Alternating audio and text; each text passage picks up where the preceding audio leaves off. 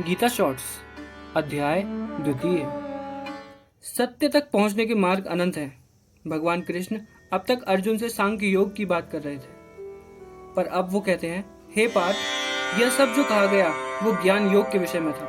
अब तू निष्काम कर्म योग को सुन, जिसके द्वारा तू कर्म के बंधनों को पूरी तरह तोड़ देगा। सांख्य योग दृष्टि देता है, गहरी से गहरी समझ की। भगवान ने इसलिए पहले सांख्य योग की बात की, क्योंकि अगर जान लेना ही काफी हो जाता तो बात वहीं समाप्त हो जाती। अर्जुन तुरंत खड़ा होता और कहता, मुझे युद्ध करना है।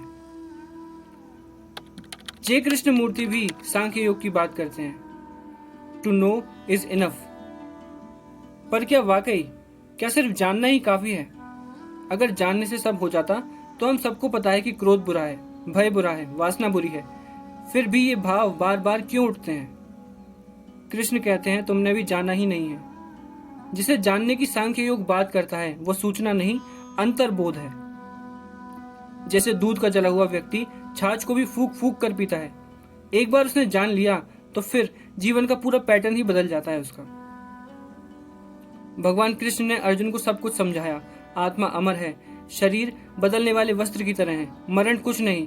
पर अर्जुन तब भी विषाद में ही बैठा है, क्योंकि सांख्य उसके लिए काफी नहीं है। इसलिए कृष्ण कहते हैं, अब तुम मुझसे कर्म योग सुन।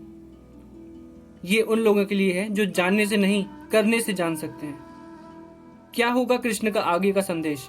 निष्काम कर्म क्या होता है और क्यों ये योग ज्ञान योग से भी अधिक प्रभावशाली हो सकता है? जानेंगे अगली वीडियो में।